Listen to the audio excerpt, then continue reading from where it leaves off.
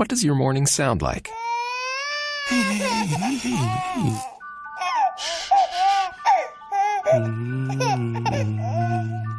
That's Daddy's little man. Morning, Daddy. Grabbed your usual from Mickey D's. Here's to making your morning routine a little better with a delicious breakfast from McDonald's. Now you can mix and match 2 of your favorite breakfast sandwiches for $4 and add 2 hash browns for $2. Prices and participation may vary. Cannot be combined with any other offer or combo meal. Single item at regular price. The views and opinions expressed by tonight's guests and topic of discussion do not necessarily represent the official policy or position of S4, its hosts, syndicated carriers, or anyone associated with this broadcast.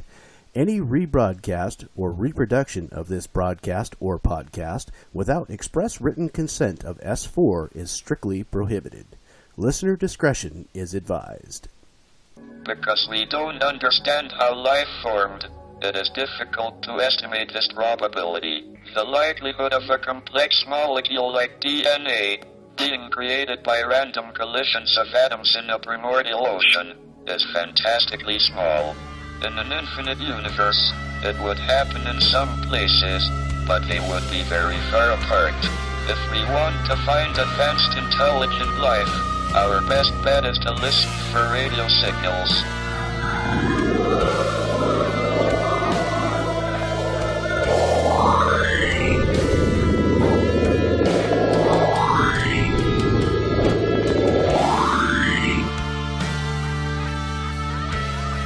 Look up to the stars and the forest that surround. Do you see them? Do you hear them? Are they there?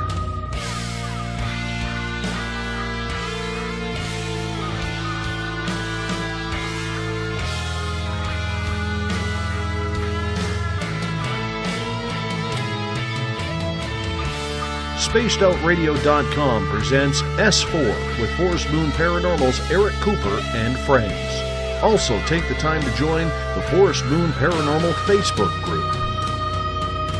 I knew I should have made a left turn at Albuquerque.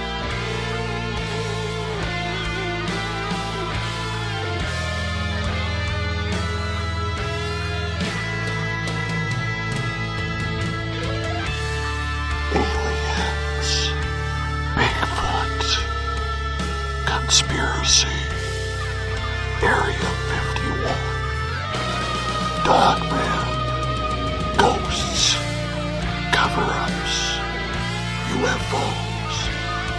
The hidden will reveal itself.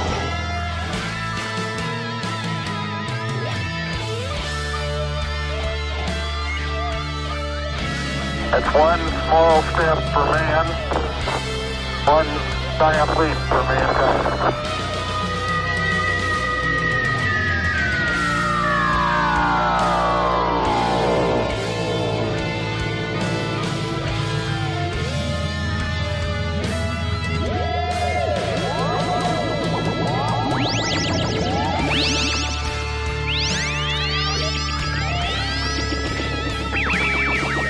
Buckle up, space travelers. It's time to go live on S4 with Eric Cooper.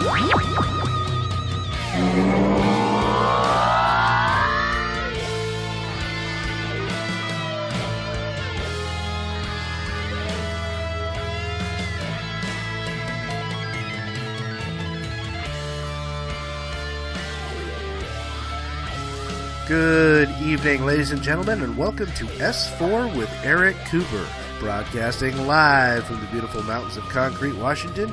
Tonight we are having our monthly round table. Tonight on our panel we'll have Eric Markham, our FMP scientist, R. Keith Andrews, astrologist and alien specialist, Michael Hall of UFO I-Team, and a special guest tonight, Richard Giordano, host of the Paranormal Code. Myself, Corey Reese, and your host, Force Moon Paranormal Zone, Mr. Eric Cooper. Oh, how's everyone doing tonight? And welcome to S4. For anyone new out there listening, it's always a pleasure. This is a real quick announcement. Starting Friday, you'll find us at the coffee. There we go. Anyway, yeah, you'll find us live at the Upriver farmer's market over by the swap meet. And we started our training and public classes to include wilderness survival, disaster preparedness, Paranormal 101, Bigfoot, UFOs, and alien abduction, things like that. And you'll find our booth. And without further ado, yeah, tonight is Roundtable. And wow, what was that? So this is a day that just doesn't want to end. I mean, I've been up since 6 o'clock this morning, went to an auction all day long, went to my dad's birthday party tonight. And, you know, I was actually called in while I was still driving down the road. And yeah, here we are, right on into S4.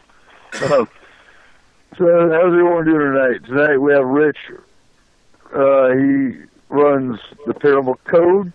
Always a pleasure having other shows jumping into ours as well as we jump into theirs.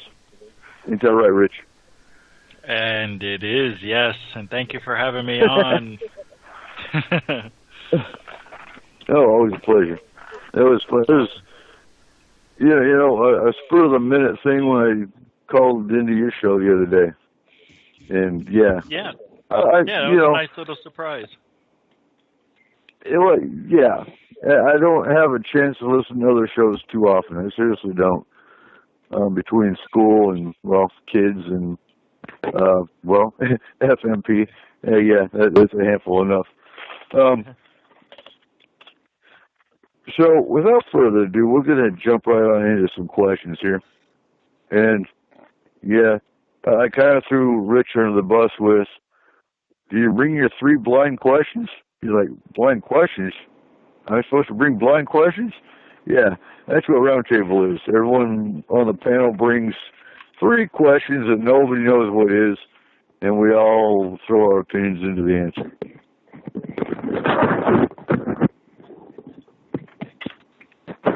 I guess I better come up with something. Well, while you're thinking about that, so we have our new FMP sweatshirts, our hoodies, and what I like about our style, our design, is we have a Bigfoot, we have a UFO, we have a spirit, because that's what FMP and that's to us what the paranormal is the whole spectrum. It's not just a spirit or haunting or one aspect or the other.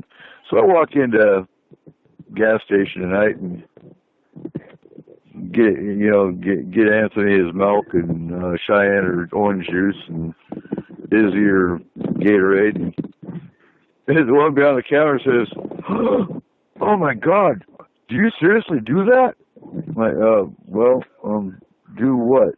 She goes, "Do you know that there's Bigfoot in the mountains?" Like, oh, you mean like paranormal investigate? Yeah, I got you. Yeah, Bigfoot is in the mountains, and we know that pretty much for a fact because he's in our backyard, along with UFOs and along with the spirits and everything else.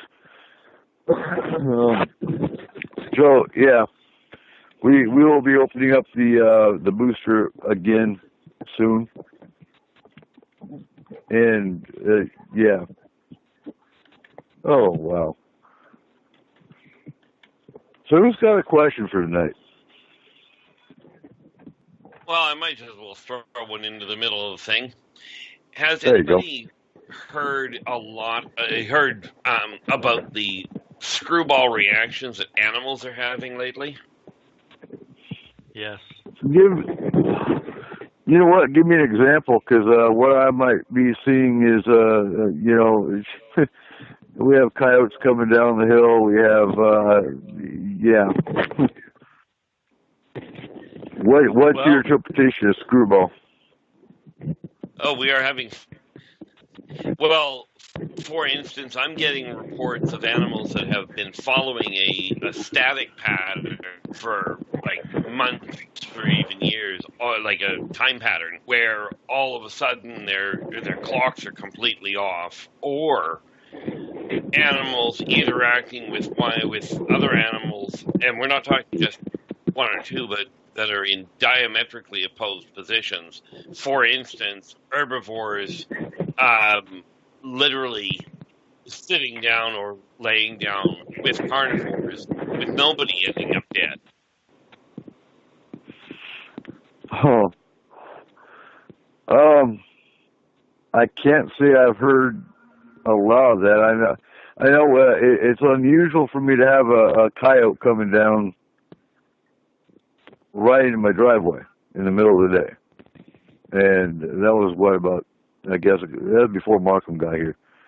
Yeah, so about 2 or 3. Yeah, about 2 or 3 weeks ago. I know the berries are late, so I expect to see bears coming down soon.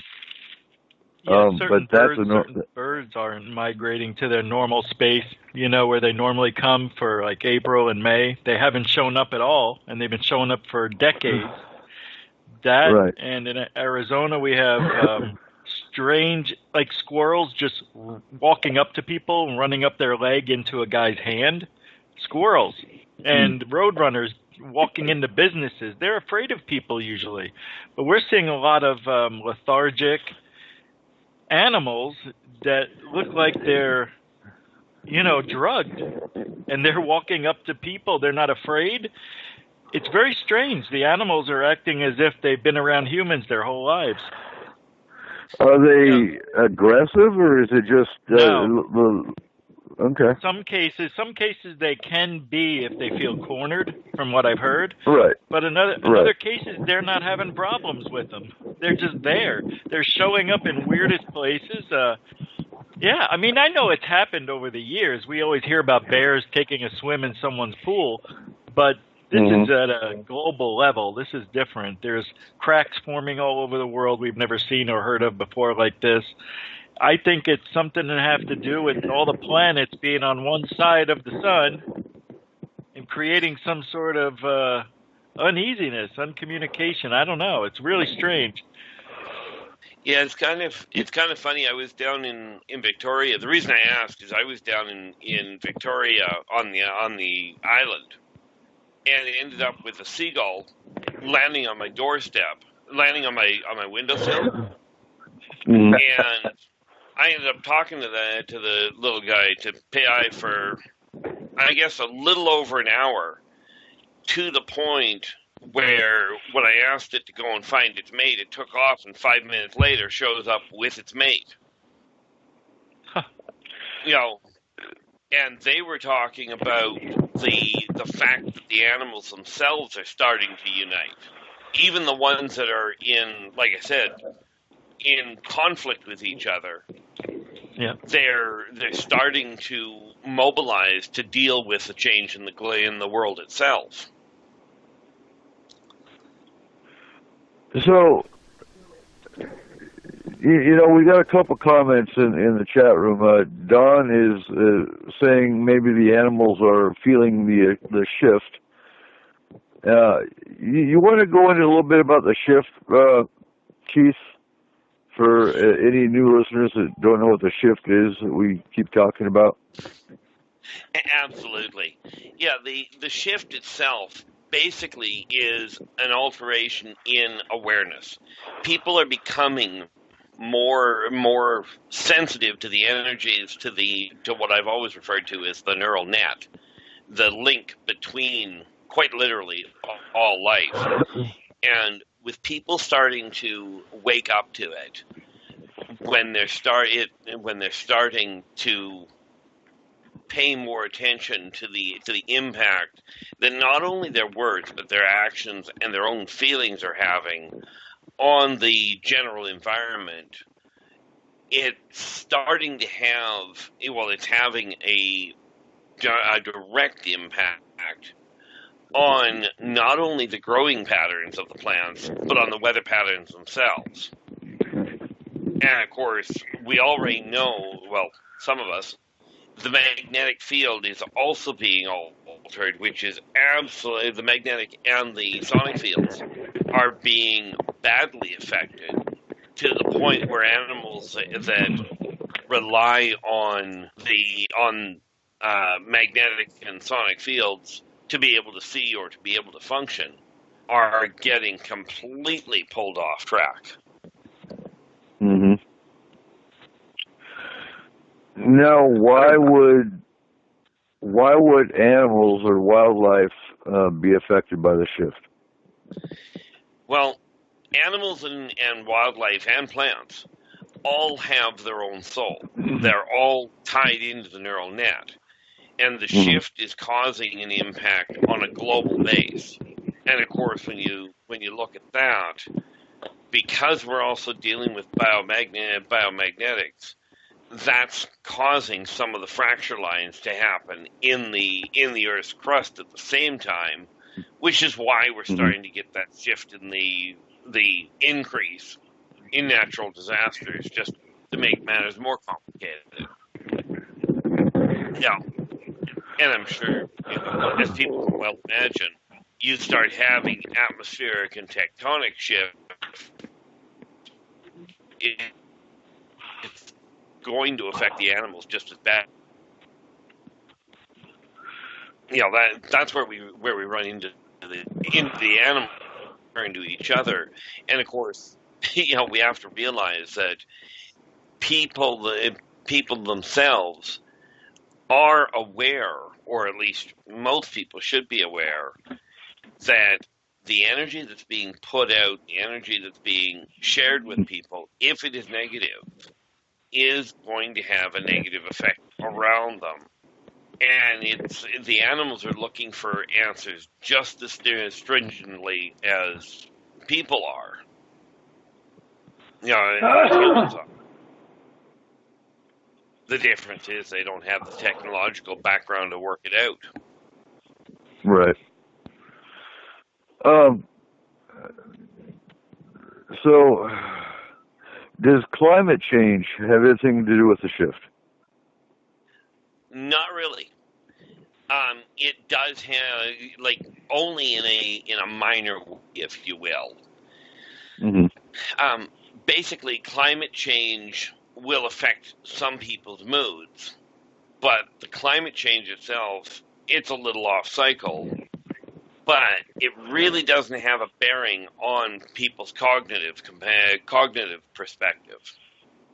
Mm-hmm. Okay. You gonna jump in and say something, Rich? Well, I was just gonna throw in there that Michael. I've even noticed. Yeah, this is Michael. I was going to throw in that I've even noticed the bees have been actually kind of bumping into the glass of my office lately. Mm-hmm. Which is kind of weird to me.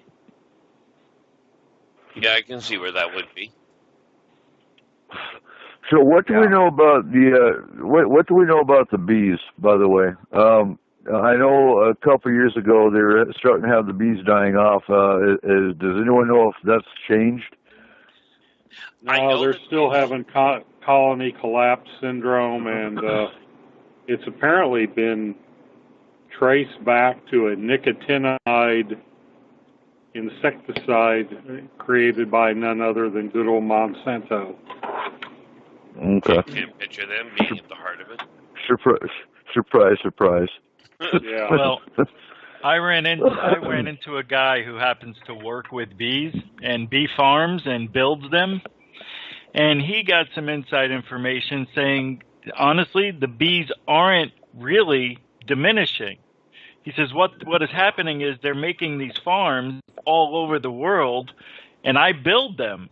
And my company's growing at a record pace, and these farms are actually taking the queens. They're making it so it's a habitat for the bees to go to on a regular basis, I guess. And they're taking away from where we live, I guess, on the outskirts of those farms. But those farms are going to be plentiful in the next 20 years that there's going to be more bees than we ever had. And he said that there is a diminished, but there really isn't, that we shouldn't need to worry about it. I don't know what that means, but it sounds like, they're taking all the bees. I've honestly heard the same thing when I was in environmental science. I researched Dude, yeah, my schooling's jumbling. It was either economics class or it was environmental science, one of the two. But I did a research on the bee issue, and pretty much through what the different sources, yeah, I heard the same thing. Was bees are diminishing, yes, but not at a rate that we need to be alarmed about. Well, they're going to go a little low before they come back up, is what's going to happen. Right. I heard that the other contributing factor was a drop in the flowering crops, but that apparently people have started deliberately planting crops that require the bees, and of course that's bound to help. Yep. Right.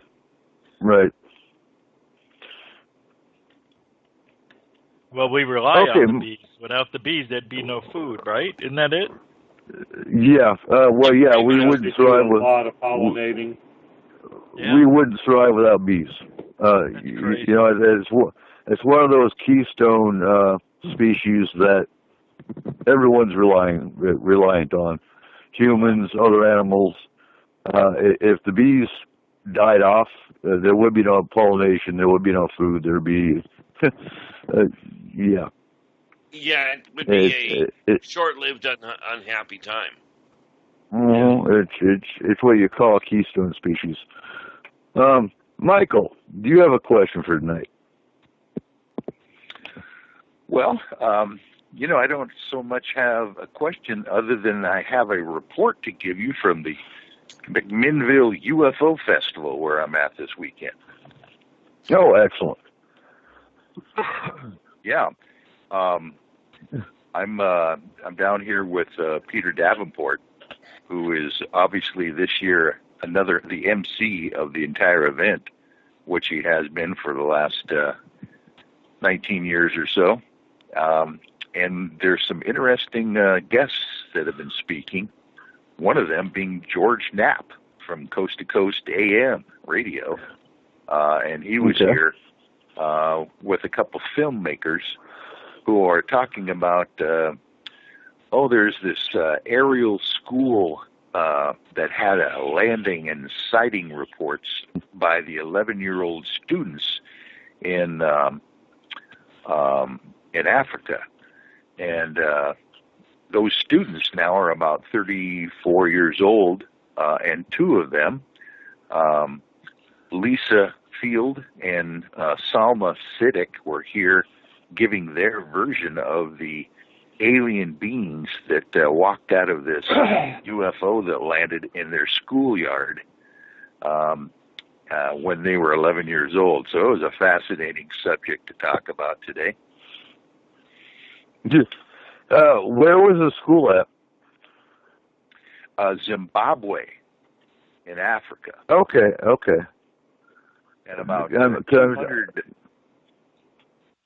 200 students were there out on their playfield during a recess, and said that a large silver-colored disc landed at the edge of their playground, on the outside of the playground. They couldn't go towards it, but they saw these two short beings, about 4 foot tall, come out of the craft and kind of engage some of the students that were close to it by staring at them. And some students didn't understand or don't remember what happened to them after the staring session. Probably about 60 of them were close encounter participants in that event. This is the one that Dr. John Mack went down and covered at the time and interviewed the children now. And George Knapp and Jeremy Corbell is a documentary filmmaker, are making a new movie out of this entire event as well, with George Knapp's help also. Well, the weird thing is that story's already on YouTube somewhere. I saw it just recently. It's amazing. I remember when that story came out originally. Yeah. And these children were all taken aside, asked individually to draw what they saw, and they all pretty much drew the same exact ship, the beings. They talked to them, through their minds. They didn't move their mouth. Some had missing time. There were so many things. There were so many kids doing all. Some ran off, were scared. Some couldn't help. Some walked up to them. I mean, this was an amazing event, an event. There'll never be something else like that. That was amazing. Yeah, and so what they did was called Mind Scan, and you can read, Dr.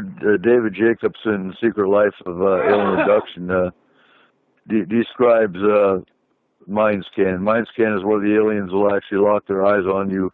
That's where the missing time comes in, and sometimes you can bring it back up through regressive hypnosis. Other times it's conscious recall, which is why I always encourage abductees to start a journal, basically, and write down their dreams, write down their memories, things like that. And I'm a conscious recall advocate over regressive hypnosis. But, I believe that happened in the 70s, did it not?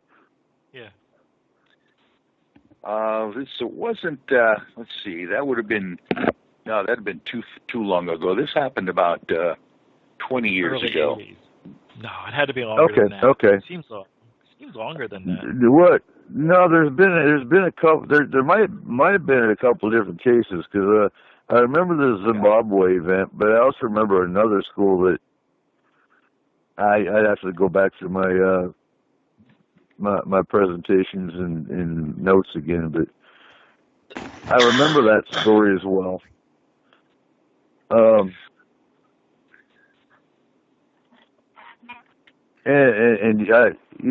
We need more producers to come out and actually do documentaries and movies of these events. Yeah.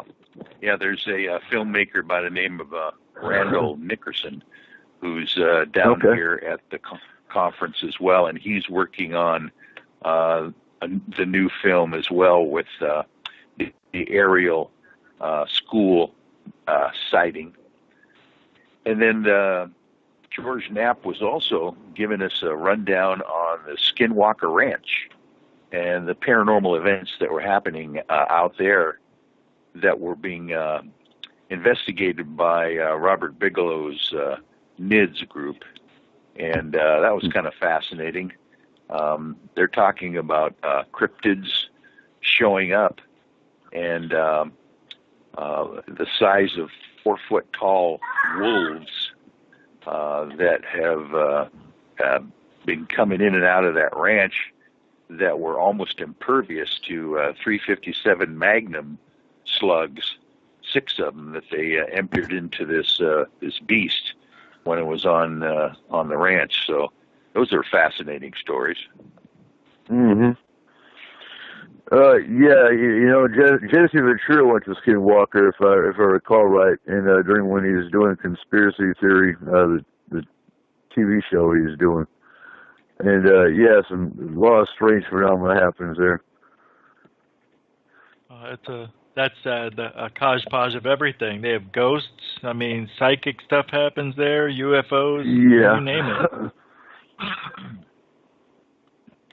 Yeah, that wolf was supposedly, I guess, coming into the pen and trying to grab a sheep out of the pen by its head, and they came out and shot at that wolf, and it didn't even move him, and he's still trying. He has his mouth around the head of the sheep, trying to pull it through the pen, and the guy went in and got a shotgun. And that's what scared that wolf away, and then it just vanish. It just vanished into thin air, is what I remember. Mm-hmm. That's unbelievable. That's so weird. Do you guys believe in that stuff happening over there? Or do you think it's somewhat made up? It's a little hard to say it didn't happen if we haven't been there, but I would be inclined to say that probably, I'd be inclined to say a good 75% of it is likely real, but there is that issue of some things being chalked up to the paranormal that are just simply either misunderstood or misseen. Yeah, but it's frightening to hear these stories. It really is if it's real, even at 75%. See, I find it fascinating. Of course. Right? Yeah. I'm a little different from that standpoint. That's the world I'm comfortable with. Right. I hear you. All right, Markham. Yeah. Are you here? All right, yeah. Markham. That's good. Yeah, I'm watching you in the chat room. What's your first question tonight? Oh, Lord. I had to tip my tongue to be asked. Oh. I don't know. Here's something that I was talking with a coworker about tonight. We have seen incredible, I don't know what the breakthroughs in cameras and optics and the electronics that create photographs with our cameras. How's come none of that has made it to the biological sciences for replacing eyes? I mean, we've got it miniaturized to the point where you could literally put a camera inside an eyeball. I just can't believe that it's not being done out there somewhere. Well, they've tried so far. I remember seeing a couple of different things where they've actually tried to do it, but the only information thus far that they've been able to translate from electronic to the brainwave has come across in kind of almost square patterns, light patterns, but nothing of real substance yet. The different, because I find that just as curious as you do on that one, and I've actually kind of looked into it a little bit because I've always found bionics to be very interesting. And the biggest problem that they've had thus far, at least with the technology that we think or know of that we have, is getting that translation from the electronics to what the brain can actually perceive as sight. And you also need to have the right candidate, because people who were born without sight actually prefer to stay blind. People have been put into tests because the brain doesn't react the same. It doesn't understand what it's seeing, and it made them sick, and it made her uncomfortable. It scared her. She wasn't familiar. It was like having sight and then going blind. It was the reverse. But if you had somebody who just lost vision, the brain is already adapted to that environment. It understands sight. And that's the thing they're trying to find, is the right candidate, too, that just lost their vision freshly enough that this stuff will translate better than just pixels on a screen or some light. But you would think by this time we would be able to translate it into the neuro of the brain, but I guess it doesn't work that easily. Well, it would just seem like there's something... Well, the sensor in a high-dollar digital camera, well, probably not so much now, but the original patent for that sensor, I think it was in 94, 95, anyway, it was called the Foveon sensor. The guy basically made a synthetic fovea, which is the part of the eye that, focuses what goes to the optic nerve. And it's like, okay, we back engineered it from a human organ. Seems like the interface going back the other way shouldn't be that difficult. Well, the ironic part of it is when you take somebody that's got no eyesight, that's never had eyesight, the brain doesn't have a reference point. It's very much akin to the problem of trying to talk to a race that you've got no background with. That there's no common ground with, trying to sort it out. The frightening part that isn't, if you will, public knowledge is full eyesight and full eyeball replacements of a mechanical nature are already in existence. They just haven't been released. Well, that's what I was thinking. It's got to be in that suppressed. That's the conspiracy theory. The suppressed technology. I would think it's got to be out there. There's been too many people working on it for too many years. Okay, we look at how. Okay, we went from a 186 chip to what we got now, Pentium 5000, ungodly processors. That whole idea how, the progression of technology is it doubles. Well, why are the biological sciences, the bionics, getting left behind? It doesn't make sense that they are. There's got to be a bunch of crap out there we don't know about. I can't believe it. Just our computers got faster, and our solid state devices got smaller. Was the only two things. What's that called? That progression, technological, not Dawes limit. That's astronomy. But there's this. Every 10 years or every 5 years, our technology doubles itself. I forgot what that's called, but yeah, I don't know what it's called. There's a phrase for it, but yeah, and it just seems like that should be across the board because all the technology pretty much is interwoven. You don't have a biology breakthrough that didn't have a physics breakthrough. You don't have a chemistry breakthrough that didn't have they're all, they all kind of are basically physics wearing different hats.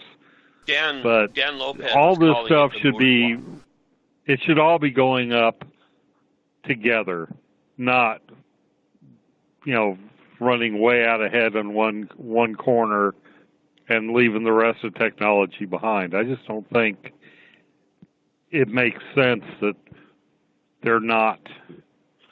Said they were doing growth factor experiments back in the early 90s, where a professor out at Vanderbilt was figuring out how to take embryonic germ layers and turn them into the layer that's going to become a heart, the layer that's going to become epidermis. How to take these they're undifferentiated layers and making them become what he wanted. Now, that's one professor back in 90s. You tell me that research hasn't been taken to the point where somebody's growing a heart and a test, basically growing organs? Oh, they have. I don't believe that hasn't been done. That was done decades back. I would think so. I mean, even if it's done at black budget research. I mean, I'm talking, guys that worked. This guy worked he's probably retired now, but, he was a researcher at Vanderbilt, was figuring this crap out 22 years ago, 23 years ago. And you bring up, the bionics, and it makes me think of AI, and the AI they had in Saudi Arabia, for example. And why couldn't they have an AI type eye? Well, yeah. And the fact of the matter is that even when you look at the AI in Hollywood, I know of one situation where the AI worked so fast, so well, they actually had to dumb it down so that it would work. Didn't they have one that started to make its own language and reprogram itself, and they had to shut it down? No, that was the other one. The one it got away from its handlers like almost immediately. That was the Google's AI, if I remember right. I just remember reading about.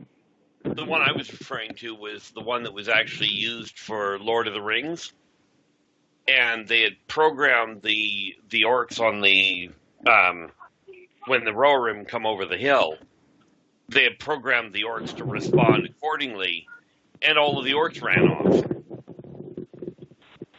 the orcs took a look at the odds of survival and left. They'd read the book and knew they were about to get their ass kicked. That's the thing about that whole series, just to go off topic a minute. It's like, okay, I read those books. I knew everything that was going to happen, and still watch those stupid movies just spellbound. Oh, yeah. I'm like you from that standpoint. I mean, that was The Hobbit was the first book I ever actually couldn't put down. And that was one of the first, and I hated the teacher that made me read that, for making me read that, because that was a book my parents had laying around. It couldn't be any good if they'd read it.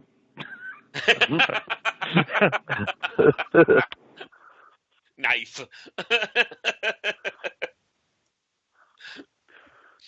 Right. The thing is, when you start looking at AI and when you start looking at the technology, the unfortunate part is they usually release the technology about anywhere from 30 to 50 years after they have it.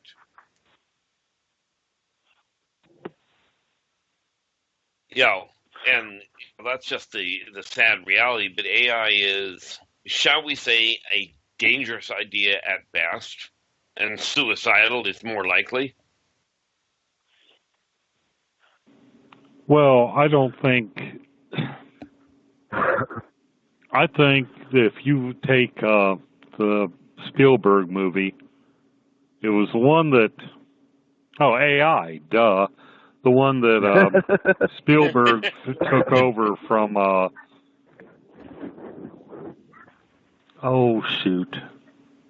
that crazy guy that did 2001. I'm drawing a complete blank. Stanley Kubrick.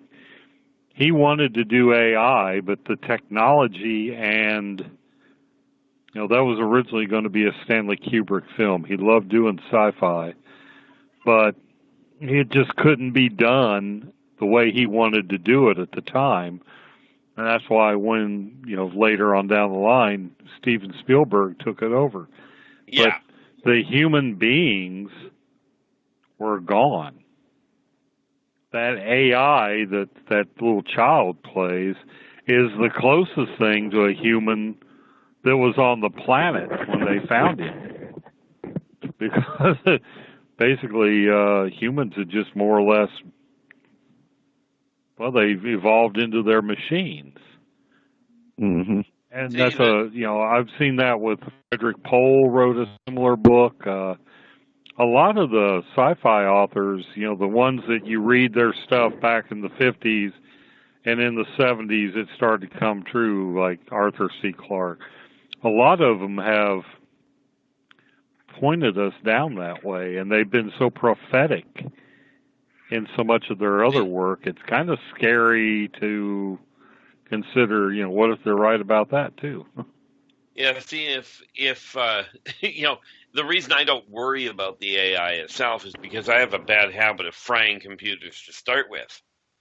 It's I can see that them having a problem.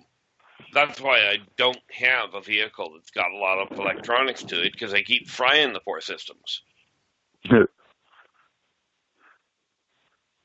I had the same problem at the airport again.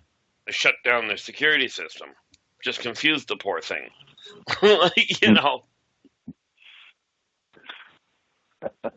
Have you heard this story that the scanners at the airport for the TSA scanners are actually there, among other things, to check the brain scans of people who come through, and they can actually have a signature that they've come across for people who have been abducted or are experiencers, supposedly, and they can tell these folks as they're coming through the scanner. No surprise to me. The thing you got to remember is the second somebody's been taken, it alters their neural energy. Mm-hmm. Yeah. Well, especially if they have that implant that does the hologram. There you go. that again. The implant that creates the hologram in the abductee. Whoa. The one that does the upload and download into the into the neural net. The interesting part there is that particular implant, because of the way the neural net works, the implant won't do a whole lot to the net on a major level. But it does have, it's kind of like putting a buffer system in a computer. It slows the information down, where it takes a while longer for the person with the implant to actually register what's really happening. But what they found, and this is one of the problems that the off-worlders have, is that implant keeps getting burnt out because of the increasing impact of the neural net on the well, I guess you call them capacitors in the implant itself. It just can't handle it. Mm-hmm. And of course, the more people we have that are, if you will, waking up or becoming more aware, the harder it is to compensate. Which, by the way, is also why you're getting more reports of it. More reports of the abductions and what have you. And that makes sense. So, shifting gears, Corey, do you have a question for tonight? Yes, I do. So, as we see the paranormal becoming a little bit more mainstream now, do we see a time when first responders and mental health are going to take it a little bit more seriously? And I say that it's kind of a 2-point fashion. One is where, when they get people on their end who are saying that something's happening, where they will contact somebody like ourselves at Forest Moon. Or the other side of that, which we've had even some cases recently, where we had a client that was basically threatening to do suicide, where we make contact with, emergency crisis people ourselves and say, hey, this is who we are, this is what's happened, this person really needs to have somebody check on them, so on and so forth. And the funny thing of it is it's like I say, we had a case more recently where we had that happen, and the person on the other end of the line, when we're calling and talking to him to say, hey, this person needs to have somebody check on him, we say, we're with Forest Moon Paranormal. They ask you what 3 times because they can't figure out how to process that. Still. Don't ask them if they want sugar in their coffee. They'll have the same problem. So, do we see a time when this is going to become, as this is becoming more mainstream, where it's going to see where these first responders and mental health professionals are going to take things a little bit more seriously for both directions? Well, the answer there is yes. For you guys, you'll start seeing it. Well, you probably are starting to see the leading edge of it now. But for it to become mainstream, you're likely looking at as much as 10 years. And I would agree with that assessment. I think, Corey, like the case we just had, the more we have to step out of the paranormal box and contact crisis counselors or the crisis hotlines, in response to one of our clients, like just happened recently. And they realize that, oh my God, there's actually teams out there that don't get pictures and EVPs like what we don't do. We're here for the crisis side of it. We'll be taken more serious on that side of it. Because, we could very easily just go, you know, they're going to hurt themselves. Oh, well, not our problem. But we don't.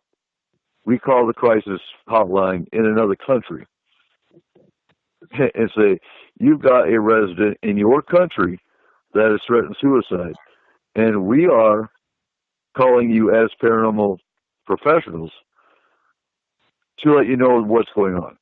Well, you know, I do know, if we go back, I guess about 15 years ago now, I worked for a psychic line, as a number of people already know here, and we had a suicide call. Now, I'm in Kelowna. We were all in Kelowna. Our caller was in Edmonton, and the person with the address to where the caller was in Calgary.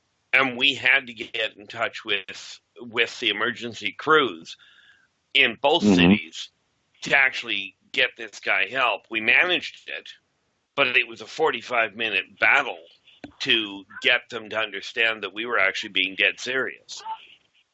Right.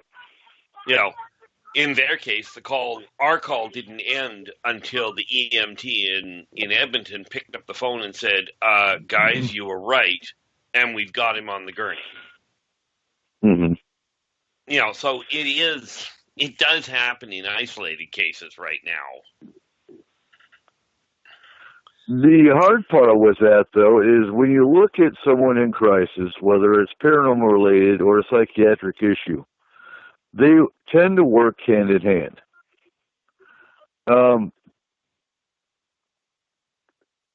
Does paranormal cause psychiatric issues? Yes, it can. But at the same time, psychiatric issues can be only psychiatric issues without paranormal. And that's where the line is hard to see sometimes, especially from our point of view. But you can also get paranormal issues caused by psychological stuff that started out that way instead. Mm-hmm. You get somebody who's basically out there far enough, you know, they can actually draw in negative crap. Exactly. But, you know, we have the training ready. It's a matter of reaching out to the first responding agencies and offering that training. That's where Forest Moon stands anyway. Now, how is it going to be received? That's to be determined.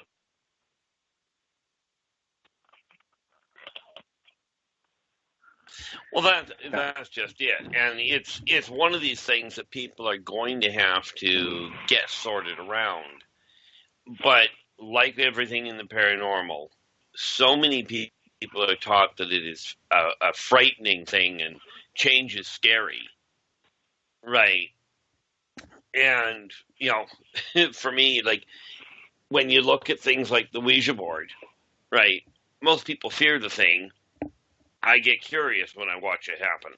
And you're going to find the same thing as we get the bridge between the paranormal and the actual emergency teams, you know, the psychology, you know, the psychologists and that sort of thing, which is where having them on board, especially with groups like Forest Moon here, that will open the door for other ones to step forward. And I know we're coming close to the top of the hour. Joe's got a question real quick, though. Percentage-wise, with Forest Moon, what's the percentage of cases are paranormal, what are psychiatric? You know, that's, like I said, that's a hard one to actually differentiate. I would say they kind of combine each other in a lot of cases. They do. You know, one thing will drive a person into being somewhat person might have been okay, but their experience is making them, you know, pathological. You know, and I'm going to lump them a little more broad. You know, got psychiatric and drug induced, because that's also a case. Well, I would say one in, I'm just taking a stab here, but one in probably about 30 is truly strictly psychiatric or drug-induced. Would you say that's a fair assessment, Corey? I think you might be a little bit lean on that one. I would say probably more like 1 in 20. I was thinking that, but I'm talking truly psychiatric. Yeah. Nothing paranormal related at all. Well, that's one of the big problems that the Catholic Church had when after Freud came along, and after psychology and psychiatry became more than just closing somebody up in a room and letting them play in their own feces. Is okay. How much of this is the devil is or a demon of some kind of what about these are legitimate cases of possession, and whether of them are this person's just bat crap crazy. Right. And to this day, there is still kind of a checklist of things that have to happen before even a lay exorcist can get involved. Because if the person is mentally challenged or they've got a mania, you're only going to make it worse with the the rite of exorcism. You're going to reinforce it, or there's so many different things that can go wrong. Oh heavens, yeah. And if we go back to the time of the exorcisms, they did that quite consistently. Mm-hmm.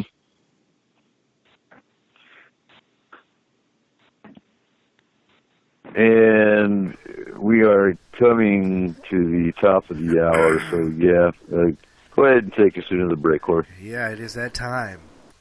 When we come back, we will continue our monthly round table. Tonight on our panel, we have Eric Markham, our Forest Moon paranormal scientist, R. Keith Andrews, astrologist and alien specialist, Michael Hall of UFO I-Team, and special guest Richard Giordano, host of the Paranormal Code. Myself, Corey Reese, and Eric Cooper of Forest Moon Paranormal. Join us every Saturday night at midnight Pacific Standard Time. You can find us on Spreaker.com, SpacedOutRadio.com, and The Fringe FM. And for you local listeners, you can catch our shows on KSVU 90.1 on your FM dial on Saturdays from 10 p.m. to midnight. Check out Spaced Out Radio with Dave Scott Monday through Friday, Spaced Out Weekend with Joe Roop on Saturdays, and Tessa Nicole Thomas Peterson on Sundays, all at 9 p.m. Pacific Standard Time. Also check out The Fringe FM with shows like Lighting the Void with Joe Roop and a plethora of other good shows, including The Paranormal Code with our special guest tonight, Richard Giordano. Ladies and gentlemen, we will be right back. Hi there, this is Dave Scott from Spaced Out Radio, and I want you to come on a nightly journey. Starting at 9 p.m. Pacific, midnight Eastern, every Monday through Friday, you can come hang out with me and the other space travelers. We have it all from Carl the Alien bouncing on by to those misfit gnomes causing havoc. It's 3 hours of fun and entertainment on those topics the mainstream really doesn't want to touch. Come get all paranormal with us at SpacedOutRadio.com, and together, my friends, along with our resident guitar god Bumblefoot, we own the night. Become more intimate and interactive with Spaced Out Radio. Join our Space Travelers Club with your new membership. For $5 a month, we'll provide you with special access to the website, monthly prize draws from books to psychic readings, along with monthly newsletter, private interviews, and more. Sign up today to be part of Spaced Out Radio's experience. Looking for a place to advertise at a very reasonable cost? Look no further than Spaced Out Radio. SpacedOutRadio.com has an advertising tab that you can click to check out our daily, weekly, and monthly packages to play on the radio, or our website including social media. From commercial spots to banners, we have it all. Check out our competitive pricing today. This is Eric Markham, news editor for the Spaced Out Radio's The Encounter Online. We have put together a great team of writers and journalists from all over the world to bring you top-quality paranormal stories From alien encounters to the latest conspiracies, you won't find any of that fake news here. True stories and top-notch reporting as we look to bring these experiences to the mainstream. The Encounter online, only at spacedoutradio.com. Do you want to know the truth? Do UFOs exist? Are aliens real? Are the governments hiding the biggest secret in history? We're UFO seekers, and we're on a hunt for the truth. Subscribe to our YouTube channel and follow along with us as we journey across the United States, visiting UFO hotspots and alien hotspots, trying to document the UFO phenomenon. Catch us on Spaced Out Radio every third Monday of the month as we discuss Area 51, UFOs, and more. And also, don't forget to subscribe to us on YouTube. Have you had an experience you can't explain? Would you like someone you can trust to look into it? We have just the place. The SOR Sightlines Report is the place for you to find answers. Whether it's Bigfoot, UFOs, Dogman, ghosts, aliens, or anything strange, the Sightlines Report will get you connected with one of our expert researchers to find out what's going on. All of your personal information is kept 100% confidential. The SOR Sightlines Report, a place for you to find the answers you need. Only at spacedoutradio.com. Welcome to Spaced Out Saturdays with me, Dave Cruz from Beyond the Strange. Our weekly feature on spacedoutradio.com will take you around the world discussing everything from the paranormal to the latest conspiracies from the top guests in their fields. We won't leave any story uncovered. Spaced Out Saturdays at spacedoutradio.com starting 9 p.m. Pacific, midnight Eastern.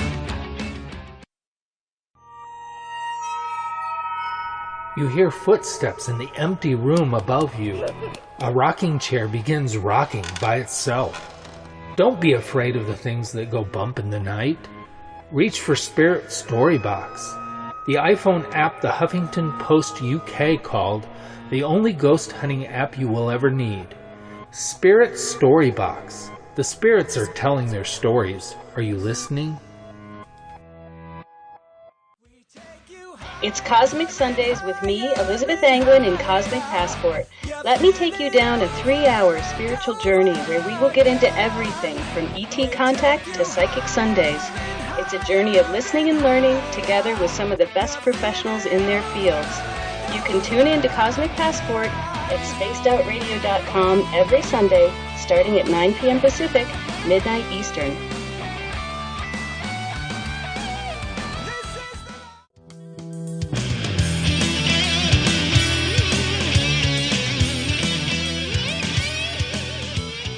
The views and opinions expressed on tonight's show by tonight's hosts and guests are not necessarily those of Spaced Out Radio, Spaced Out Saturdays, Spaced Out Sundays, or spacedoutradio.com.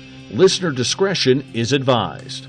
And now back for hour number 2, we have Corey Ruiz, Eric Cooper from Forest Moon Paranormal, and S4. You can find Forest Moon Paranormal on Facebook.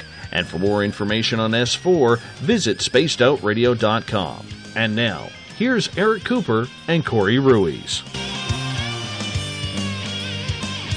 All right, welcome back. For those of you just joining us tonight, we are having our monthly round table. On our panel, we have special guest Richard Giordano, Eric Markham, R. Keith Andrews, and unfortunately, Michael Hall had to go to sleep for this evening. He has a special meeting tomorrow down at the UFO conference that he is at. So, welcome back, everyone. And thanks. Good to be back. Thank you for having me. Oh, always a pleasure. Always a pleasure. I think we'll try to get Richie in on the round table every month if he wants to. I'll ask him. You want to go on the show? Yeah, I'd love to. Sure, thank you. There you go. And somebody pass the coffee. Oh. So, Keith, what's your next question? Well, I'm going to throw a real bender for you. It's not a mathematical question, but thank God. Do you have any idea what the actual theory of relativity is and how it works? Markham.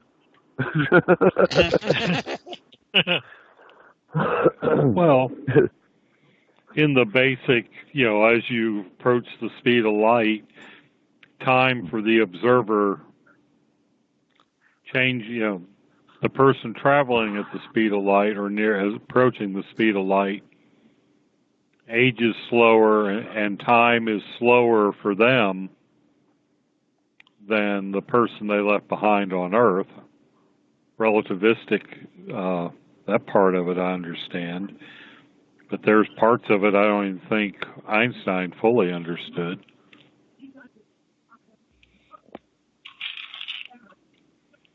I know quantum physics gave him a run for his money. Spooky action at a distance. He didn't like it. And I can barely pass math, so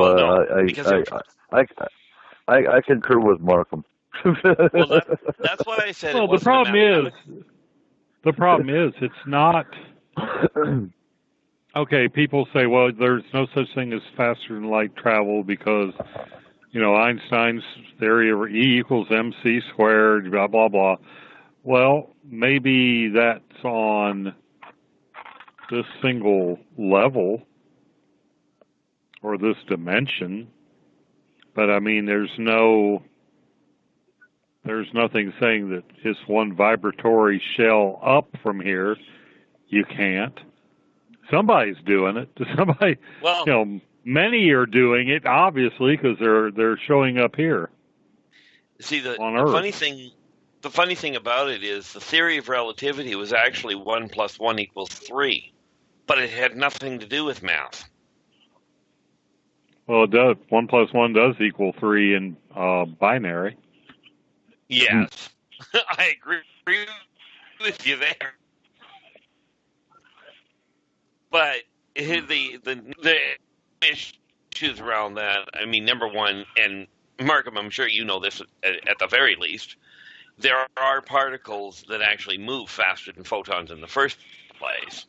Mm-hmm. But the issue of 1 + 1 = 3 really related to you have your starting point, your ending point. That's 1 + 1 equals the third point, which is everywhere in the middle.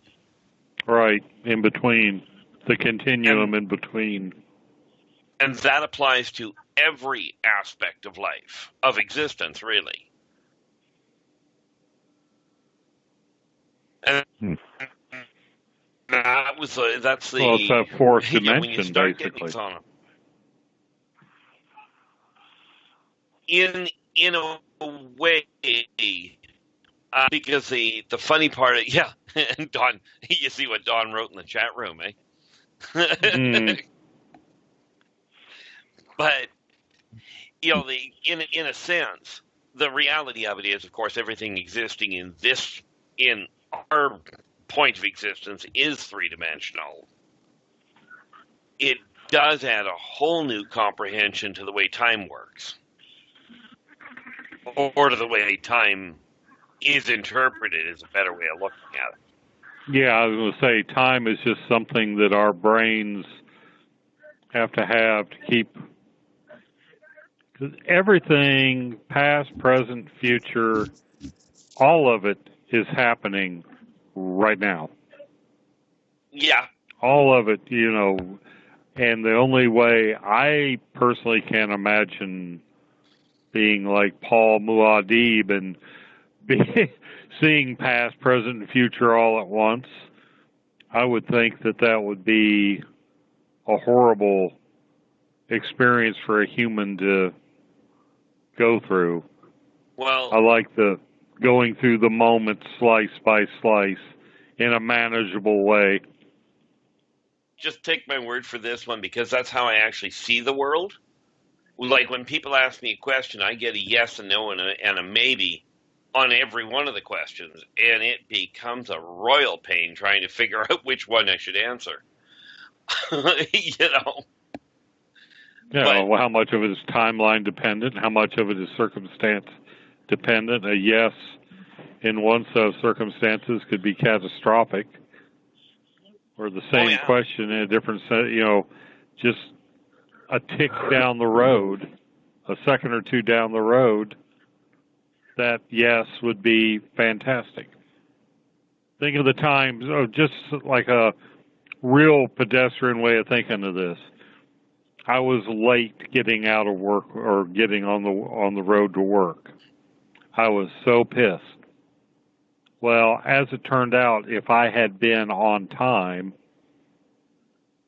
if I'd have left at my usual time, I would have been involved in this hellacious pileup on I-40. Yeah. So, should you head out the door to work on time? Yes. But, But there are times. There are times when maybe it's a good thing not, It just, I guess what I'm saying is the same answer will have different repercussions within seconds of that answer being given. Oh, very much. I mean, I had a very similar issue when I put my car into the ditch, and I was choked because I wasn't going to make it to the event I was supposed to be at. Only I found out half an hour later, down the road where I would have been, they had an avalanche that wiped out a couple of vehicles, just totally removed them from life. And I'm thinking, like, okay, I missed the event, but I get the rest of my life, so I guess it's a trade-off. Here's a little thought that'll even blur all of that just a little bit. If you think about it, and I get the opportunity to think about it because I have the people here, but astral travel throws all of that right out the door. E equals MC squares doesn't even apply to it. Well, E equals MC squared isn't the theory of relativity, isn't the original theory of relativity anyway, although it is an accurate theory. Well, an accurate formula. But it wasn't the theory of relativity. It was what Einstein settled for because he couldn't get the scientists at the time to understand what he was trying to say. Well, he was trying to come up with that one simple, elegant formula that was going to unify everything. Because Newtonian physics and relativistic physics all work good in the macroverse. When you start coming down to the atomic and subatomic level, it doesn't work.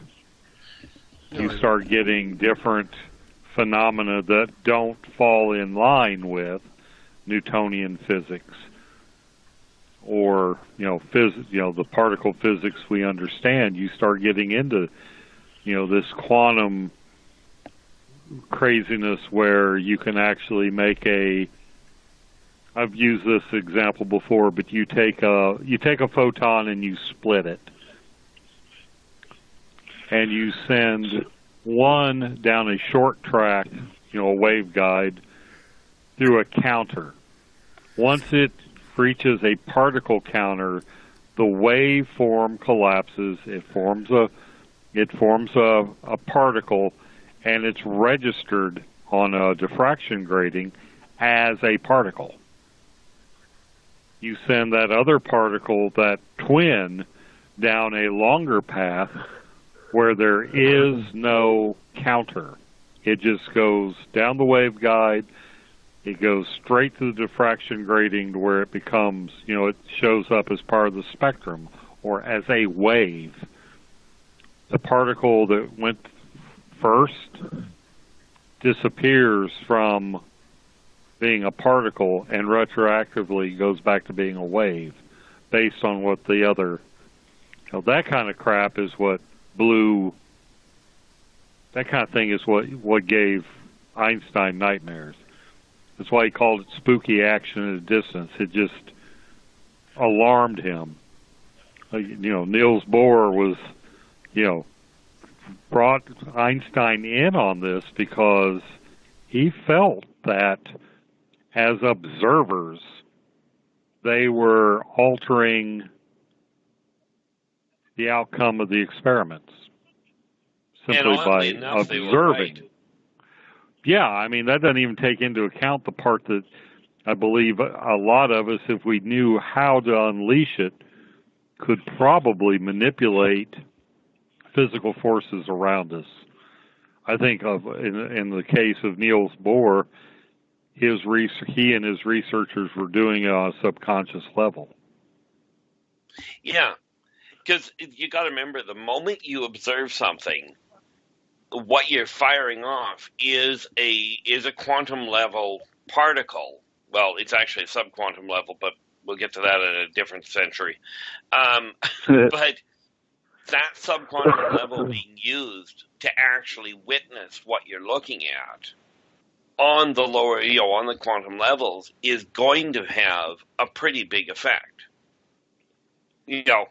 Much like a pebble won't have much bearing on a semi traveling down the road, but it can certainly cause a problem for an ant. Mm-hmm. Matters of scale, yeah. Mm-hmm. The only problem that you run into when you start getting into physics, especially the real deep end of the physics, is there is no real clean, elegant way, simple way to explain any of it. It all goes far deeper than many of us ever realize. And someday we may get to the bottom of it, and then again, we may not. It's that's an incredible realm to delve into.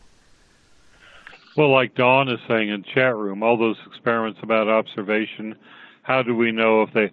I think, if I'm reading what she's saying right, how many of those experiments were skewed by the observer?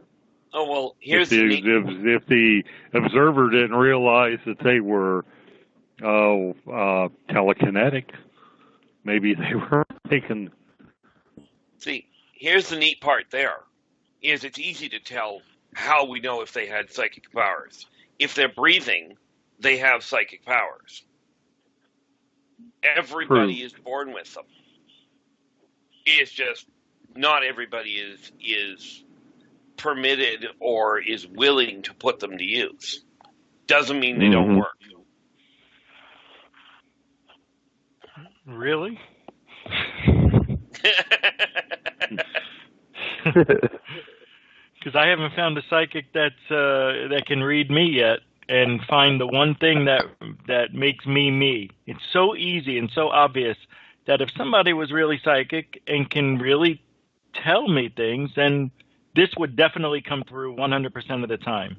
And not one psychic that I've been to or talked with or read me has ever found it. I don't know why.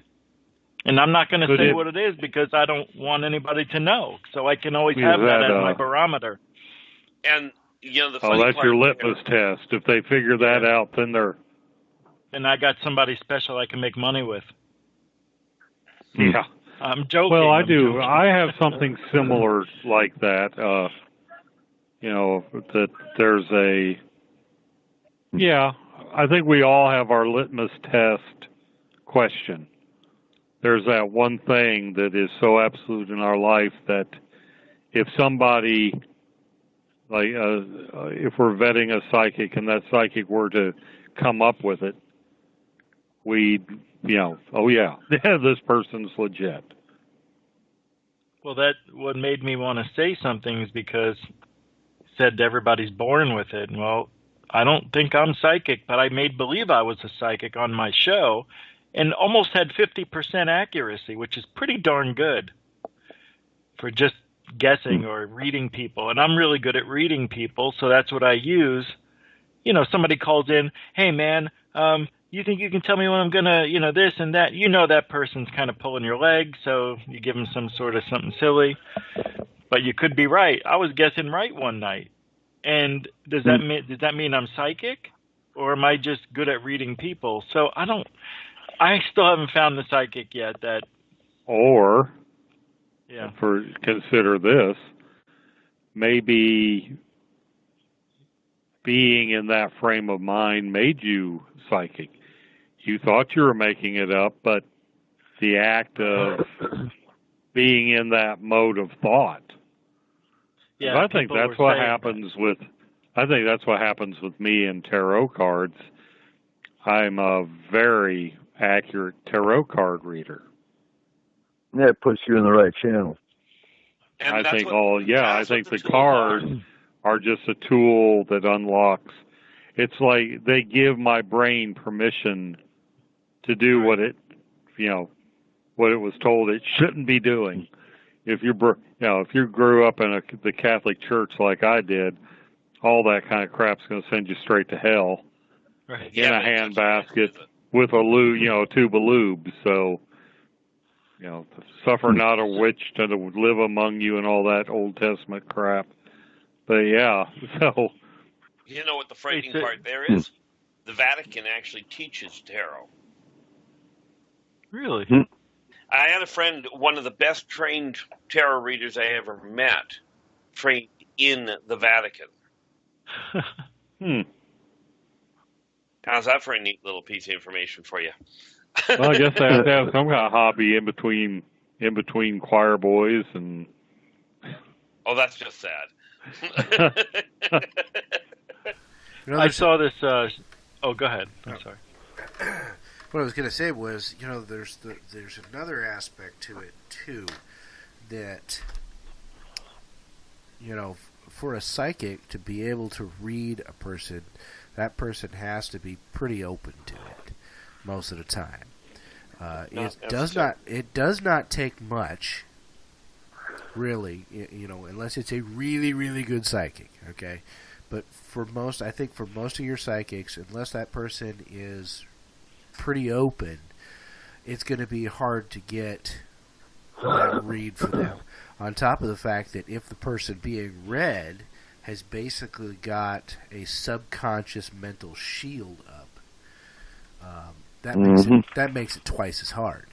And it would not take that much, really, for the person that has that shield up to prevent, a fairly decent psychic from being able to pick out even that simplest thing that makes that person that person. So there is another aspect there that you have to think about too. It would be a subconscious guard against your. Well, that's probably, Richard. That's probably something. I guess that would be your pearl of great price. So, subconsciously or even consciously, you're walling that piece of information up. It's probably going to be brutal. It would be the kind of cycle. They would be the kind of psychic that would be used in interrogations. That would probably pick that up because they would beat your walls down and here's that little nugget of truth. Not even true at all, because I am so open to it, which is why I do the show and talk about it. And I want them to guess. I actually say what it is in my mind out loud to them. I'm like, here it is. Here's what it is. If it was like I have 20 nickels in my pocket, here's 20 nickels, 20 nickels, 20. Well, that's a bad example. But it should be 40 nickels, 40 nickels. But they don't hear it. They don't pick it up. It should be easy for what they're doing. You got to remember, being psychic does not mean being telepathic. And that's I know that. I know. I was trying to give the energy out with the mind, body, and soul. That kind of feel. You're putting it out there that they should be able to pick it up if they were in tune. It's just, if I told you guys what it was, you would be like, oh, yeah, I see what you mean. Yeah, they should all get that.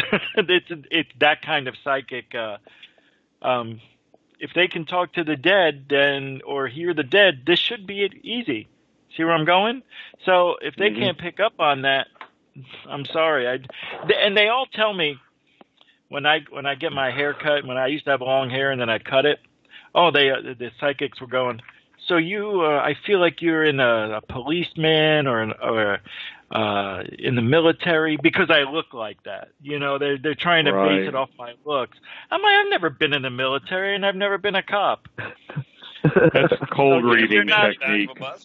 That's cold reading 101. You try and look at the person's appearance. And cold reading works a lot of ways because it's basic psychology. But one of the things to realize is people who paid to be in the audience when John Edwards had his show,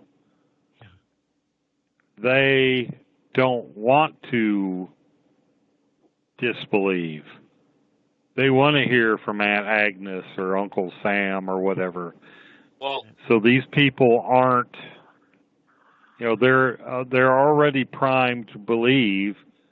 And when you get some BS artist like him just throwing crap out there into an audience, he sees a reaction. That person's the one he knows. He'd sit there and get this rapid stream of crap, and the person be, no, oh, yes, yeah, he'd throw crap out there till it stuck. Yeah. And then everybody's like, oh, my God, he's talking to my dead aunt. No, he was reading your reactions to his line of chatter. See, the ironic part of it is, and I've told people this for years, whether you want to prove it's real or you want to prove it's not, either way, you'll succeed. Right. And I mean, from my standpoint, and it really does come down to somewhere in between the two is the answer. But the reason that I said that everybody's born that way is because everybody can sense things they can't explain. And that ultimately is what a psychic is. Somebody that has senses that go beyond their normal cognitive capacity to explain.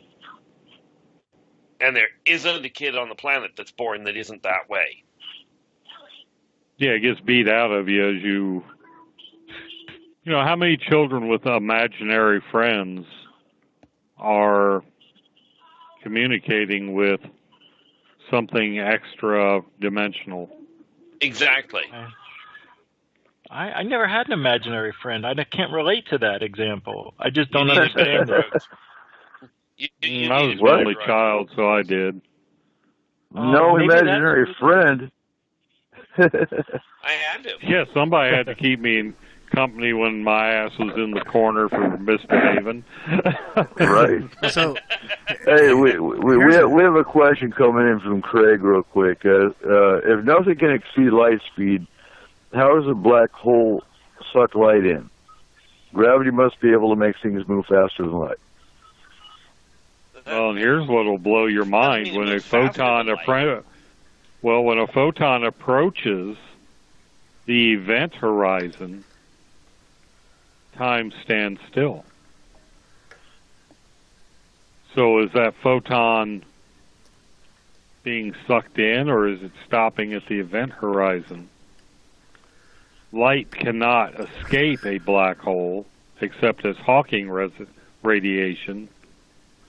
I think people, if you were to take a ship and reach the event horizon, that's that point of no return on a black hole, time would effectively stop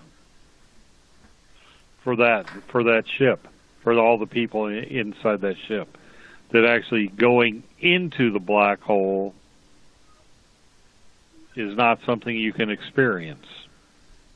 Oh, you can, but you're not going to have any fun. Because it'll tear you apart. You've got a different understanding of physics. I'm talking about the understanding of physics as we non-ET educated people. The theory is that once you hit, the moment you cross into the event horizon, in one set of physical realities, the ship you're in is getting pulled apart. Yeah. Down to its basic particles. But perception-wise, you would be stuck at that moment. You would never perceive that event. Yeah. That disintegration, I guess the consciousness would be stuck right there at that cusp. Well, that's where it gets to be really screwy. But I certainly agree with you the funny part about the whole thing is the gravity, the issue around the black hole. You don't have to be moving faster than light to be able to affect its pattern.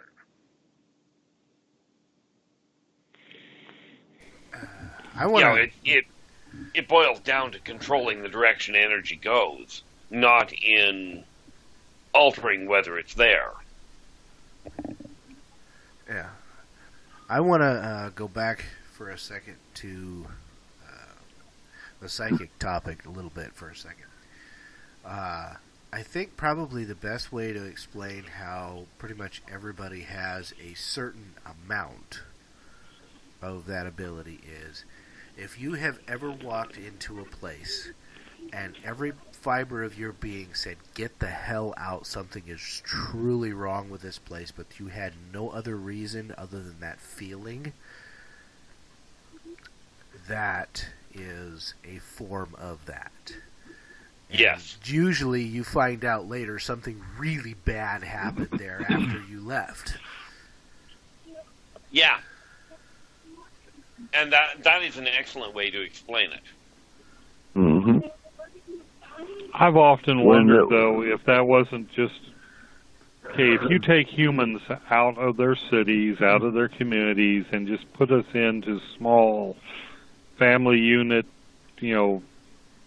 more like living like animals than civilized human beings, I would think that our sixth sense would have had to be hellishly overworked compared to how it is now. You are absolutely correct. I take for granted that I'm going to walk out of this lab, get in my car, and get home. I mean, there was a time when climbing out of the tree, running to the river, getting a drink of water, and getting back up into the tree for safety was not a given. Oh, Lord, no. They found all these Australopithecine skulls that had these two holes in them.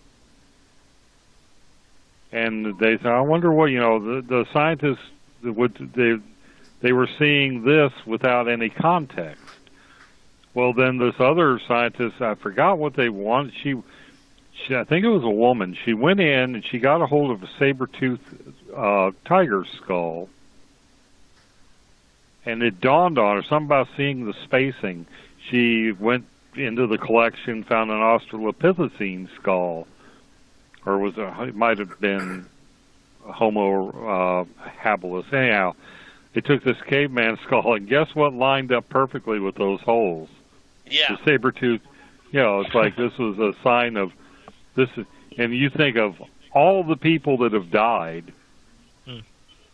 and they found enough of these skulls with saber-toothed tiger. We were the mice of the Pleistocene, of that era, apparently. In order to find, that would have to mean there was plentiful fossils. So there was, God knows how many thousands of human ancestors were killed by saber-toothed tigers. To have found the examples we did, just, the math works out. There had to have been, hundreds of thousands for the dozens we found to survive and have been found.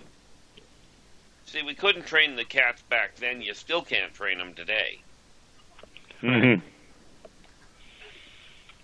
But couldn't they have just picked up the dead bodies like when the human died? They didn't bury them, really, did they, that much back then? I mean, they might have had a shallow grave, but they weren't putting them 6 to 8 feet under. They probably dug them up and carried them away. Might have. I don't know. We want to have this nice, we were fighting and killing saber-toothed tigers, and they would kill us too. One out of every dozen or so. I mean, it's hard to say that that's how they died, isn't it? Just because there's 2 holes in there. I think it's cool. Don't get me wrong. Well, I don't think you have away to. From it. They look at. Well, even though, let's take this logically. You would have to look at the bone. Was there any healing taking place? Oh, right. And I don't think that's been addressed, or I haven't read an article where they did address that, where, did somebody maybe escape? It could be a form of, scavenging. We wouldn't know if it was predation or scavenging, but that seemed to be, if you observe big cats, they grab things by the throat or they crush skulls. Right. And that predation seems to be, that pattern of predation, the head bite, the neck bite, seems to be a pattern that persists today. Whereas if they're just hauling something around to take it in a tree, they tend to grab it by the neck or someplace where they can get more of a bite into it. Yeah. So the skull, the holes in the skull would be more indicative of a killing or a predation mark. Whereas, that's why I wanted to ask. I mean, you made sense, so that makes sense to me. So I could see that now happening. You're going to carry, if you got, this big cat's got this prey item that it is killed. It's going to carry it, in a way that's more comfortable for it. Yeah. And I think, carrying all that dead weight just by the head would be... Well, it would tear it off in most cases. Yeah, it wouldn't travel well. No. So I think when they see the holes in the skulls, they just based on how modern big cats hunt and kill. Yeah, I mean, if you think about it, if it was just trying to drag it by the skull, those two holes would break the skull itself open by the simple weight of the individual. Yeah, it would spread out. It would crack open, right? Sutures would pop, yeah. Yeah. Yeah, the attack mode and the carry it up into the tree mode are different. Mind you, True. I question whether or not the saber-tooth actually climbed up into the tree much. Take a look at the size of the critter. You'd need some pretty big trees. Yeah. Well, look at the ground sloth. Oh my God, those, I think, Megatherium. I'm glad those things aren't still around. They might have been. How big did they get? Grounds, I think 16 up to 18 feet.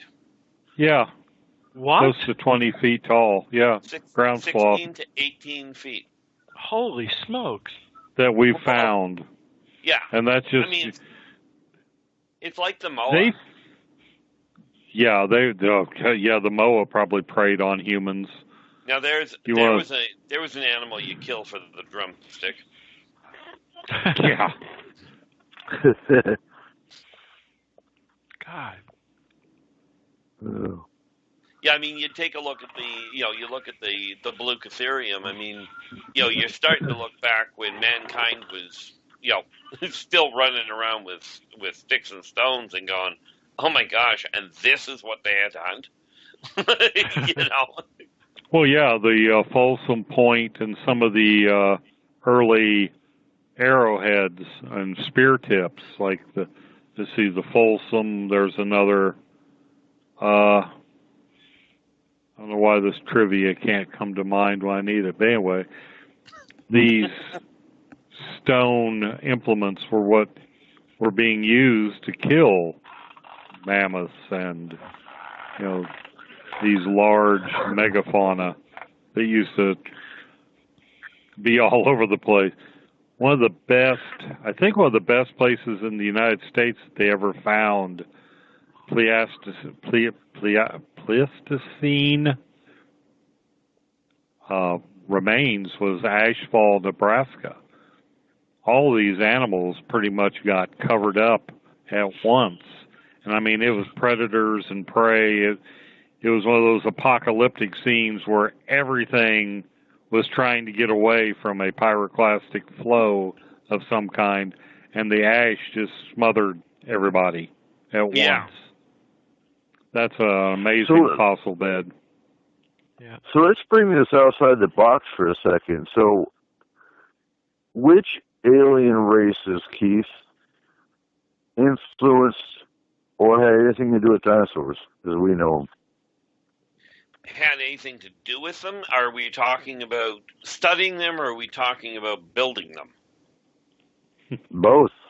Well, the studying, the Greys were right smack in the middle of it. But there were actually a fair number of them that were still floating around.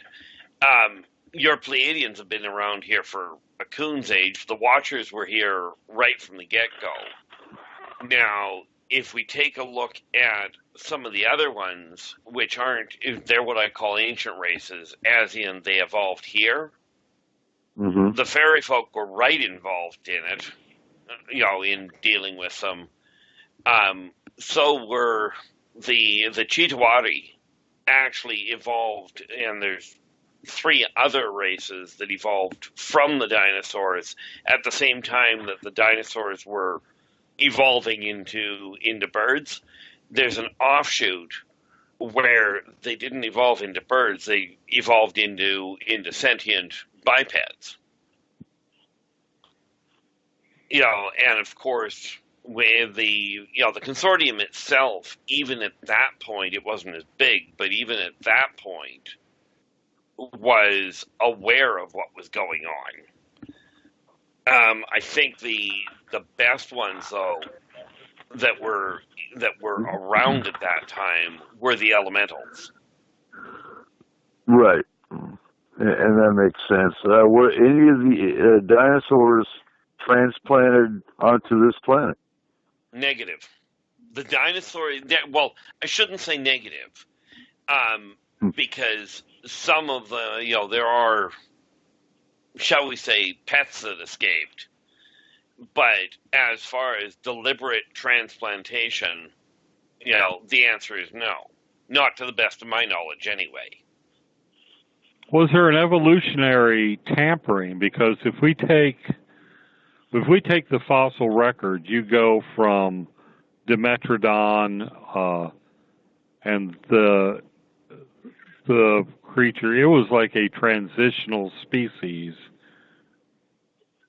You have the lizard hip. There's a lizard hip in which the legs are canted a different way, and the bird hip. The theropods had the bird, what we call a bird hip. The myosaurs, the common dinosaurs we think of, late Cretaceous period, early Jurassic period, were, like your velociraptors had the bird hip. It seems like, where did that come from? You go from the sauropod hip to here's this bird hip taking over. Can you explain that for me? Because I'm not sure I get it. Bird hip. Okay, the hip structure of a dinosaur. They're early saurians, the ones that are kind of like alligators are now. Okay. Their hip, their pelvis, was designed in such a way that the legs splay out like you see on an alligator or, a Komodo dragon. The theropods, like the Brontosaurus, the Myosaurs, the T-Rex, these bipedal, we assume they're bipedal, their hip is called a bird hip. And it's more for, kind of more like ours, where it's designed for the legs to not splay, but to end up, more underneath the center of gravity. Not to the side of it pushing along, but for the center of gravity to rest upon. And there's that whole different, those 2 different lines. It seems like we had this saurian hip up until about Dimetrodon, and then all of a sudden these species start showing up with the bird hip. Well, the majority of that was, quite frankly, just simply an evolutionary issue. However, the tampering you're referring to was done by the fairy folk. Okay. They were the ones that, and they didn't affect the entire array, if you will, but they certainly were involved in exploring it, in checking it out, in experimenting with it. Hence why you have the jump in the human evolutionary path. Because it was. Well, you just have to. Go ahead. One of the things that gets me is they talk about, you got to have an opposable thumb to develop intelligence, which is, of course, written by human scientists in a humanocentric manner. But then when you look at crows do quite well at problem solving with nothing but a beak. I mean, it's just... Yeah. So I think we have to expect that if a dinosaur species had a, prehensile tail or a, opposable thumb or, even good manual dexterity, that they would evolve into more than just dumb killing machines. Well, yeah, I mean, even if you look at the dolphin, like, there's an animal that certainly doesn't have an opposable thumb, but they're bright as they can get. Mm-hmm. I was just they're self-aware. They know if you put a video camera in a tank full of them, they know that the one on the screen the is them. They understand that if they get in front of the camera, they'll see themselves on the screen. So they are self-aware. They're one of the other. There's only 3 species we know of that have recreational sex: humans, a type of chimpanzee called a bonobo, and dolphins. Yep. So there seems to be a hierarchy of, intelligences. I think that's one of the things I liked about one of the story arcs in Star Trek. This planet had 5 dominant sentient, had 5 co-dominant species on it. It would be like if us, the cats, the dogs, the lizards, and the whales all were conscious, intercommunicating civilizations on Earth. Yeah. And ironically enough, there are more than one race. There are more than one sentient race on this planet. It's just they're not on the surface. Right. Don't octopus fall in that somewhere? Oh yeah. I have been reading that the octopus DNA and all that crap came from outer space. That's fake news, people. Oh, okay. That's not how it happened. They can trace the fossil record of the octopus back pretty well. Yeah. They are an amazing species. I mean, they are. I quit eating them. Yeah. I did. A couple of years ago, I wrote an article for Spaced Out Radio, the Newswire, I think it was called back then. After I came away from that, I came away from writing that article, and it's like, and you're looking at somebody. I used to love eating octopus. I can't do it anymore. I can't do it.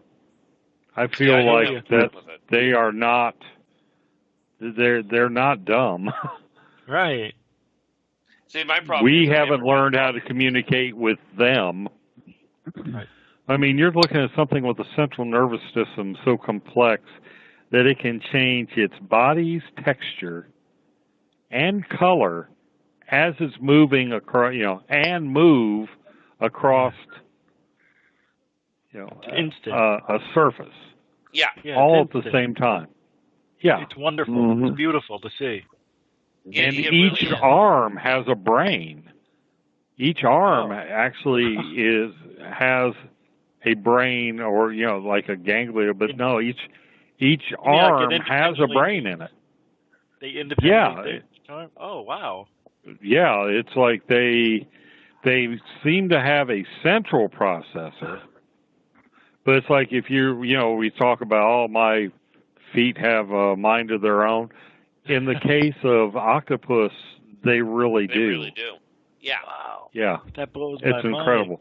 If you cut a tentacle off of an octopus, that tentacle actually can function until that brain dies from lack of oxygen. But it's an incredible. Yeah, I came away from that thinking, I got enough karma to pay off. I don't need to be eating a sentient species. Yeah. Well, that's just it. I mean, I sort of bypassed that because I found one thing rather intriguing, is that all animals, all plants are sentient. It's just a very difficult thing to prove by human standards as to where that sentience classifies. Because plants communicate with each other quite readily, and it's not just a simple wave, it's a full communication line. So once you get to that point, you sort of look at it going, well, I got to eat something, and since it's all going to be thinking, best be getting on with it. And that's the same thing I found when I was talking to the seagulls on this past weekend, was that they were very adamant that they are in communication with the other avians, even though the predators are taking out the harvesters, right? They're still in communication because they see it as part of the balance. Yeah. Mankind just isn't really comfortable with being killed for dinner. Never, yeah, we tend to take a dim view of that. Yeah, myself included. Another interesting species in that line is the giant squid. And look what that thing can do. And it's dangerous as hell, too. Well, yeah. Well, a lot of the times, like the Humboldt squids, which were the ones that are mostly hunted on the coast, they are mean as hell because they're being agitated and they're being put into a feeding frenzy, basically, by the fishermen that are trying to catch them. So our interaction with them is predetermining that they are going to be predatory. They're going to be amped up. It's like giving an adrenaline junkie 5 Red Bulls and then, slapping them in the face. Yeah. We're exciting that part of their nervous system. That's what makes them so aggressive. Yeah, there's some of them that are aggressive anyways, even without that excitement. I mean, there's cases oftentimes where people are down in the depths looking for some of these giant squid. They were just attacked. There's no reason for it. There was a reason.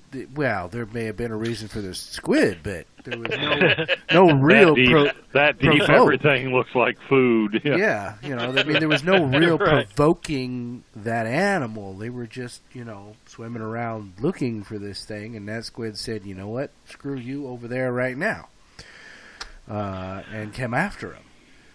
There's been people that have been hurt really bad, if not killed, by these squid, and like I say, for no real reason that you would think of normally, other than the squid said, "Hey, food." Well, and this is the thing, especially when you start looking at the giant squid. They did it for a number of reasons, but when you get the ones going out, because do understand they're not going to take a survey to find out why you're down there. If you've had, as an individual, if you've had run-ins or you've heard of run-ins where these humans are coming down into your area and you've heard that they kill people of your species, you may not be in a good mood when the humans get there. Strike first, ask second. That's quite often the way that mankind, or that the animal kingdom works, once they get wind of what the problem is. Well, real quick, because we're coming down to the last 5 minutes of the show, but, talking about sea serpents, and, I've got files and books from the 1800s where they talk about, the giant squid, the giant octopus that wraps around ships. You go back to the Bible where they talk about, Jonah and the whale. They got, so where do you think these stories came from? Reality. Yeah, it's like the Daedalus. One of the most well documented was the Daedalus sea monster. There's so much out there we don't even know. Well, I mean, we don't even know what we don't know about what's living in our deep ocean. Some of the stuff that, Mariana how many decades? Well, how many decades did they say? Well, we know that Architeuthis exists because we see the sucker marks and we see the remains inside a sperm whale. Yeah. Mm-hmm. So, but it took until just very recently. I think the first thing they ever did is they hooked a tentacle off of one, and then they managed to catch the whole thing, a small specimen of the whole thing. So now all of a sudden it's, there's such a thing as a giant squid. Well, they knew about that crap 500 years ago when they first started taking out to sea on the miserable little boats. You see things like the Mayflower, and you see the size of ships that Columbus brought across the Atlantic, and 90% of the dry weight of that ship was the testicles of the sailors sailing them into the unknown. Yeah, I mean that took a big set. Lots of chops. Yeah, that was. I mean, you take a look at the Anaconda, and the largest skin they ever found was 98 feet. Jesus. The largest one they ever reported sighting was 116. They have no idea how big these animals get. Right. Well, they don't really have a lifespan. They live until they either get sick or. I don't think there's in the wild that like sharks, there jellyfish. There's stuff out there that we don't know its lifespan because it doesn't play by the same rules as our biology does. Yeah. And they'll grow as far and as like a fish. A fish will grow into its environment. Yeah, I mean, you take a look at goldfish. The bigger the pond, the bigger the fish. Right. Mm-hmm. And they give off a chemical when there's a bunch of them in a pond. It can be a large pond, but they will only grow to a certain size because the population, this hormone, I think it's a hormone that gets into the water. It's something that they exude that it chemically limits how big they grow. On top of them growing to an environment. Makes total sense. Yeah. All right. Yeah, which enables them to keep it going. The dinosaurs. Well, we're getting down to the last 3 minutes of the show. Been an excellent show, and you know what? We have to do a show just on sea serpents alone, because that would fill up a 2-hour show easily. Oh yeah. Explaining the ancient origins. Real quick, Rich, where can our listeners find Paranormal Code? Yeah, Paranormal Code. If you dare listen, it is on Sundays and Thursdays on the Fringe FM. That's our home and on Spreaker. And it's 10 p.m. Eastern, 7 p.m. Pacific. And it's a 2-hour show. Go 3 hours on Sundays. But other than that, yeah, we talk about everything. Conspiracies, the paranormal, UFOs, DeLong. He's a topic now. That's it. Thank you for having me on, by the way. This was awesome. You guys are, like, unbelievable. I love talking with you guys. Oh, hell yeah. Well, we appreciate it. Yeah, and, hopefully we can get you on Roundtable more often. For sure. About it. All right. Excellent show, guys. Hope to see some of your local. We're going to be at the Upriver Farmers Market every weekend, starting next weekend. Teaching classes, just come out, hang out, and of course training. And without further ado, Corey, take us home. Okay, I would like to thank our panel tonight: Eric Markham, our F&P scientist, R. Keith Andrews, astrologist and alien specialist, Michael Hall, who was on the first hour of the UFO I-Team, and our special guest this evening, Rich Giordano of the Paranormal Code. Join us next Saturday at midnight Pacific Standard Time as we have our FMP team show, where we're going to discuss all things team, things that we've experienced and so on, or whatever the team would like to talk about. You can find us at Spreaker.com, SpacedOutRadio.com, and The Fringe FM, and for locals on KSVU 90.1 FM on Saturdays. I would like to thank our listeners, because without you, there is no S4.